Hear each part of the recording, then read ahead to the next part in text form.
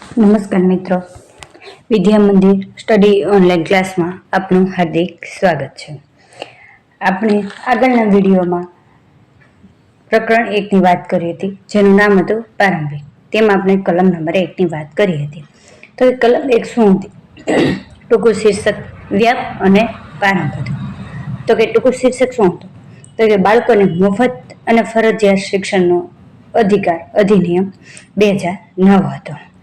જ્યારે એનો વ્યાપ તો કે સંપૂર્ણ ભારતમાં લાગુ પડશે, પણ ત્યારે તો કે અનુચ્છેદ 370 દૂર કર્યા પછી, એટલે કે 31/10/2019થી. હવે તે પ્રારંભ ક્યારે થશે? તો કે કેન્દ્ર સરકારે સરકારી રાજપત્રમાં જાહેરનામું બહાર પાડે તે તારીખથી તે અમલમાં આવશે, અને તે તારીખ હતી 1 એપ્રિલ 2010 હતી. ત્યારબાદ આપણે જોઈએ તો કલમ નંબર 4 અને 5માં ઉમેરો થયો હતો. એ આપણે આગળના વિડીયોમાં જોયું હતું કે વર્ષ 2012માં સંશોધન થયું હતું. તેમાં પેટા કલમ 4 અને 5નો ઉમેરો કરવામાં આવ્યો હતો. હવે તો કે પેટા કલમ 4 શું કહેવા માંગે? તો કે આ અનુચ્છેદ બંધારણના અનુચ્છેદ 29 અને 30 ના આધીન રહેશે. અને જ્યારે કલમ નંબર 5 એવું કહેવા માંગે છે કે આ અધિનિયમ તો કે વૈદિક પાઠશાળાઓ કે પછી મદ્રેસા કે પછી કોઈ પણ ધાર્મિક શિક્ષણ આપતી સંસ્થાઓને લાગુ પડશે નહીં. તો હવે આપણે આ પ્રકરણની અંદર તો કે પ્રકરણ 1ના આપણે પહેલી કલમ જોઈ હતી. હવે ત્યારબાદ આપણે બીજી કલમ જોઈશું. એમાં આવશે વ્યાખ્યાઓ. તો કે વ્યાખ્યાઓ કેટલી કઈ કઈ છે તેની વાત કરીએ. તો કે કલમ 2માં વ્યાખ્યાઓ તો કે કુલ 17 વ્યાખ્યાઓ આપવામાં આવી છે. એમાં આપણે પેટા કલમો જોતા જાય. અહીંયા તમને ક થી ન સુધી એને કે કુલ 17 છે. અણની વ્યાખ્યા આવશે નહીં, એને કે અણ એમ ક્રમમાં આવશે નહીં. આટી એકમાં અણની ક્યાંય પણ જગ્યાએ ક્રમ આપેલો નથી, એટલે અણ છે એ આ વ્યાખ્યાની અંદર આવશે નહીં. એટલે ક થી ક્રમશઃ ન સુધી આપણે વ્યાખ્યાઓ જોઈ. તો એમાં પેલી ક તો કઈ વ્યાખ્યા છે? તો કે યોગ્ય સરકાર. એમાં યોગ્ય સરકારની અંદર કઈ કઈ સરકારનો સમાવેશ થાય તેની વાત કરીએ. તો પહેલું છે કેન્દ્ર સરકાર. હવે કેન્દ્ર સરકાર એટલે તો કે કેન્દ્ર સરકાર અથવા કેન્દ્ર શાસિત પ્રદેશના વહીવટકર્તા દ્વારા સ્થાપિત, નિયંત્રિત અથવા સંચાલિત શાળા માટે યોગ્ય સરકાર હંમેશા કેન્દ્ર સરકાર હશે. ત્યારબાદ આપણે વાત કરીએ રાજ્ય સરકાર, એટલે કે રાજ્યના ક્ષેત્રની અંદર આવેલી સ્કૂલો હશે અને તેના માટે તેનો વહીવટ કરવા માટે રાજ્ય સરકાર બંધાયેલી રહેશે. હવે વાત કરીએ આપણે સંઘ પ્રદેશની સરકાર. હવે સંઘ પ્રદેશની સરકાર એટલે તો કે ત્યાં કેન્દ્ર શાસિત પ્રદેશ હોય, જેમ કે દમણ, દીવ, દાદર, નગર હવેલી, દિલ્હી, પુડુચેરી. આ સરકાર અથવા પ્રશાસન દ્વારા સંચાલિત શૈક્ષણિક સંસ્થા હોય. આ શાળાઓ સીધી કેન્દ્ર સરકારના શિક્ષણ વિભાગ હેઠળ કામ કરે છે. ત્યાંના પ્રશાસનના નિયમોનું પણ પાલન કરે અને સંચાલન કોણ કરે? તો કે વહીવટ કેન્દ્ર સરકારના વહીવટકર્તા દ્વારા કરવામાં આવે છે. આમ કુલ 3 પ્રકારની સરકારની કેન્દ્ર સરકાર, રાજ્ય સરકાર અને સંઘ પ્રદેશની સરકારની વાત આ વ્યાખ્યાની અંદર કરવામાં આવી છે. ત્યારબાદ આપણે જોઈએ આગળ તો કે માથાદીઠ ફી એટલે કોઈ પણ પ્રકારનું દાન અથવા ફાળો અથવા શાળાએ અધિસૂચિત કરેલી ફી સિવાયની ચૂકવણી. આપણે મોહિની જૈન વાળા આ કેસમાં જોયું હતું કે સરકારે એની વધારાની ફી લઈ શકશે નહીં. ત્યારબાદ વાત કરીએ બાળક. તો કે બાળક એ શું છે? બાળક એટલે તો કે 6 થી 14 વર્ષનો છોકરો અથવા છોકરી, એને બાળક તરીકે જ ઉલ્લેખ કરવાનો છે, તેને બાળક કહી શકીએ છીએ. હવે ખાસ આઈએમપી અને એમાં વંચિત જૂથનું બાળક કોને કહેવાય? તેને આપણે એસસી, એસટી અથવા ઓબીસી અથવા સરકાર દ્વારા જે બહાર પાડેલી નીતિ નિર્દેશક જાહેરનામું હોય અને તેમાં જે બહાર પાડેલું બાળક હોય તે ધારો કે સામાજિક, સાંસ્કૃતિક, આર્થિક, ભૌગોલિક, ભાષાકીય અથવા જાતિ જેવા પરિબળોને કારણે વંચિત રહેલા આવા બાળકોને જૂથમાં સમાવેશ થાય છે. અને આગળ જોઈએ, આપણે આગળના વિડીયોમાં જોઈએ હતા કે આરટી એક્ટમાં 3 પ્રકારના સંશોધન થયા હતા. જ્યારે 2012માં સંશોધન થયું હતું ત્યારે કલમ 2માં જે સુધારો વધારો કરવામાં આવ્યો તે આપણે આમાં જોવાનું છે. તો કે વર્ષ 2012માં કે સંશોધન દ્વારા દિવ્યાંગ બાળકોને વંચિત જૂથના બાળકોને જોડવામાં આવ્યો હતો. તો કે દિવ્યાંગ બાળકોનો પણ આમાં સમાવેશ કરવામાં આવ્યો હતો. હવે ત્યારબાદ આપણે જોઈએ નબળા વર્ગનું બાળક. હવે નબળા વર્ગની બાળક એટલે કેવું બાળક? તો કે સરકાર જાહેરનામું બહાર પાડી નિર્દેશિત કરેલ લઘુત્તમ મર્યાદા કરતા જેમના માતા પિતા અથવા વાલીની આવક ઓછી છે તેવા બાળકને નબળા વર્ગનું બાળક કહેવાય છે. હવે જોઈએ આપણે ત્યારબાદ પ્રાથમિક શિક્ષણ.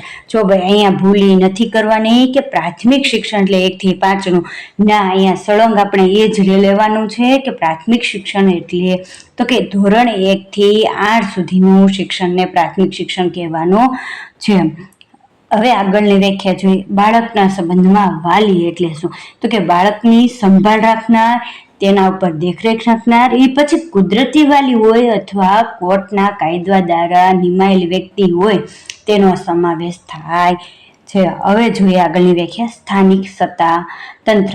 સ્થાનિક સત્તા તંત્ર એટલે કે મહાનગરપાલિકા, નગરપાલિકા, જિલ્લા પરિષદ, જિલ્લા પંચાયત, ગમે તે નામે ઓળખાતું હોય જે શાળા પર વહીવટ નિયંત્રણ ધરાવતું સત્તાતંત્ર હોય અથવા સ્થાનિક સત્તાતંત્ર તરીકે કામ કરવા તે સમયે અમલમાં હોય તેવા કોઈ કાયદાથી અથવા તે અન્વયે સત્તા અપાયેલ સત્તાતંત્રનો સમાવેશ થશે. અહીં આપણે ગ્રામ પંચાયત કે ગમે તે સ્થાનિક સત્તા મંડળોનો સમાવેશ અહીંયા થશે. હવે ત્યારબાદ આપણે જોઈએ તો બાળકના હકના રક્ષણ માટેનો રાષ્ટ્રીય આયોગ, એને કે કેન્દ્ર સરકાર દ્વારા રાષ્ટ્રીય આયોગ કેન્દ્ર સરકાર દ્વારા, તો કે એને આપણે NCPCR તરીકે ઓળખીએ છીએ. હવે આગળની વ્યાખ્યા છે તો કે જાહેરનામું.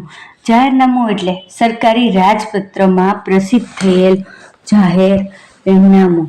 હવે એના પછી છે માતા પિતા. હવે માતા પિતા એટલે તો કે ડ ઉપરથી ડેડી, માતા પિતા બાળકના કુદરતી અને ઓરમાન અથવા દત્તક લેનાર પિતા અથવા માતા. જો અહીંયા ખાલી આપણે માતા પિતાનો મિનિંગ એમ જ નહીં, પણ એના કુદરતી હોય એ માતા પિતા સાથે જો ધારો કે બાળકને દત્તક લીધેલા હોય તેને પણ માતા પિતા ગણાવવાના છે. હવે નિયત કરેલ એટલે તો કે આ અધિનિયમ હેઠળ બનાવેલા નિયમોની નિયત કરેલ એવું કહેવામાં આવે છે. હવે તો કે અનુસૂચિ એટલે કે આ અધિનિયમ સાથે જોડાયેલી અનુસૂચિ, આપણે એક અનુસૂચિ છે. હવે ત્યારબાદ ખૂબ જ IMP એવી એને કે એમાં શાળા એટલે પ્રાથમિક શિક્ષણ આપતી કોઈ પણ માન્ય શાળા જેની માન્યતા આપેલી હોવી જોઈએ. તો કે તેવી શાળાઓ કેટલી છે? તો કે 4 પ્રકારની શાળાઓ છે. એમાં પહેલા નંબરની શાળા જોઈએ તો કે સરકારી શાળા. તો કે યોગ્ય સરકાર અથવા સ્થાનિક સત્તાતંત્ર દ્વારા સ્થપાયેલી તેની માલિક અથવા તેમનાથી નિયંત્રિત થતી શાળાઓને સરકારી શાળા કહેવાય. હવે જ્યારે કે ગ્રાન્ટ મેળવતી શાળા કોની પાસેથી? તો કે સરકાર પાસે ગ્રાન્ટ મેળવતી શાળા. તો કે સહાયતી શાળા એટલે પોતાની સંપૂર્ણ અથવા અંશતઃ ખર્ચને પહોંચી વળવા માટે યોગ્ય સરકાર અથવા સ્થાનિક સત્તા મંડળો પાસેથી સહાય મેળવે તેવી શાળાઓનો સમાવેશ થાય છે. હવે ત્યારબાદ આવશે નિર્દેશિત વર્ગની શાળા. તો કે કેન્દ્રીય વિદ્યાલય, નવોદય વિદ્યાલય અથવા સરકાર દ્વારા જે નિર્દેશ કરેલી હોય તેવી સ્કૂલનો આમાં સમાવેશ થાય છે. અને ત્યારબાદ છેલ્લે આવે છે ખાનગી શાળા. તો કે પોતાના ખર્ચને પહોંચી વળવા યોગ્ય સરકાર અથવા સ્થાનિક સત્તા મંડળો પાસેથી કોઈ પણ પ્રકારની સહાય કે ગ્રાન્ટ ન મેળવતી શાળાને બિનસહાયતી શાળા કહેવાય અથવા તો તેને ખાનગી શાળા કહેવામાં આવે છે. હવે ત્યારબાદ વ્યાખ્યા જોઈએ આપણે તો કે તપાસ કાર્ય પદ્ધતિ, યાને કે આપણે છા પદ્ધતિ સિવાયની બીજા પદ્ધતિથી એક બાળક કરતા બીજા પ્રવેશ માટે પસંદગી આપવાની પદ્ધતિ, યાને કે આપણે બાળકને ઇન્ટરવ્યૂ લઈને આપણે એન્ટર આપી શકાય નહીં. અને ઘણીવાર બને છે એવું, સ્કૂલની અંદર જગ્યા બાળકો માટેની હોય, 20 બાળકોની સીટ હોય અને બાળકો હોય 100ની સંખ્યામાં, તો આપણે તે બાળક માટે કઈ રીતે કઈ પદ્ધતિથી એમને પસંદગી આપવી તેની આમાં વાત થયેલી છે. તો કે તેને રેન્ડમ પદ્ધતિથી અથવા તો લોટરી સ્વરૂપે આપણે એને આપી શકીએ છીએ. ધારો કે 100 બાળકો હોય ને આપણે એમાંથી 20ને લેવા છે તો આપણે એક લકી ડ્રો પણ રાખી શકીએ છીએ. અને રેન્ડમ મેથડ પદ્ધતિ કહેવામાં આવે છે. હવે ત્યારબાદ આપણે જોઈએ તો કે શાળા સંબંધમાં નિર્દિષ્ટ વર્ગ એટલે તો કે કેન્દ્રીય વિદ્યાલય, નવોદય વિદ્યાલય તરીકે ઓળખાતી અથવા યોગ્ય સરકારે જાહેરનામું પ્રસિદ્ધ કરી નિર્દેશ કરે તેવી બીજી વિશિષ્ટ લક્ષણ ધરાવતી શાળાઓ. હવે આગળ આપણે જોઈએ બાળકોના હકના રક્ષણ માટે રાજ્યનો આયોગ, યાને કે ACPCR. જ્યારે આપણે આ છેલ્લામાં ACPCR ની વાત કરી, જ્યારે ટમાં તો કે સીધું નિયંત્રણ કેન્દ્ર સરકાર દ્વારા, એને કે NCPCR ની વાત કરવામાં આવી. આ બે બાબતો ખાસ નોંધવા જેવી છે. તો કે ટમાં છે એ કોની વાત કરી, તો કે બાળકોના હકના રક્ષણ માટે રાષ્ટ્રીય આયોગ, એટલે કે બાળકોના હકના રક્ષણ માટેના આયોગ અધિનિયમ 2005ની કલમ 3 નીચે રચાયેલા બાળકોના હકના રક્ષણ માટેનો રાષ્ટ્રીય આયોગ, યાને કે NCPCR. જ્યારે માં તો કે રાજ્ય આવશે, ત્યારે ACPCR બાળકોના હકના રક્ષણ માટેનો રાજ્ય આયોગ, યાને કે બાળકોના હકના રક્ષણ માટેનો આયોગ અધિનિયમ 2005ની કલમ 3ની નીચે રચાયેલા બાળકોના હકના રક્ષણ માટેનો રાજ્યનો આયોગ, એટલે કે ACPCR. ખાસ આ મહત્વની વાત છે. અહીંયા આપણે વિરામ લઈએ છીએ. જો તમારે આવા આગળના વિડીયો જોવા હોય તો અમારી આ ચેનલને લાઈક કરો, શેર કરો, સબસ્ક્રાઈબ કરો, જેથી કરીને તમને આવા અવનવા વિડીયો મળતા રહે.